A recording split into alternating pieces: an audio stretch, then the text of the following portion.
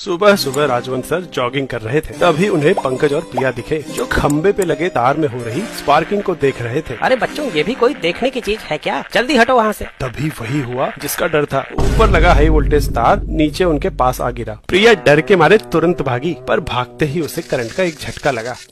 हाय रे, मैं तो पूरी हिल गई। ये तार से दूर खड़ी थी, फिर भी इसे करंट लग गया। मैं पास खड़ा हूँ, फिर मुझे झटका क्यों नहीं लग रहा? वाह बेटा, मुश्किल घड़ी में भी क्यूरियोसिटी। वहीं खड़े रहो, भागना नहीं। सर, बिना भागे यहाँ से कैसे निकलूं? करंट हवा से तो आया नहीं, तो जरूर जमीन से ट्रैवल कर रहा है। तो मुझे क्यों नहीं लग रहा? उसी वजह से जिस वजह से इस तार पे बैठी चिड़िया को करंट नहीं लगता।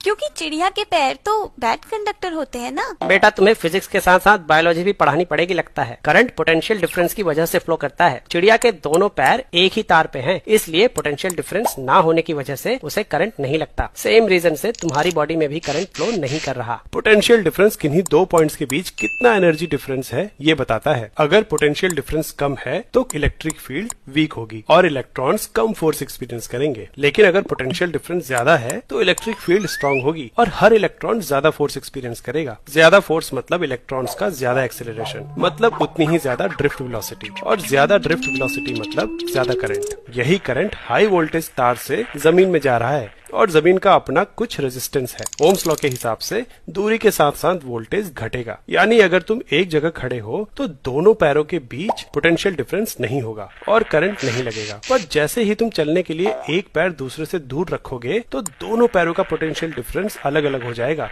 और बॉडी से करंट फ्लो करने लगेगा। मतलब पैर ज्यादा दूर नहीं रखने हैं। हाँ, दोनों पैर पास रखो और कंगारू की तरह फुदक फुदक के वहाँ से निकलो।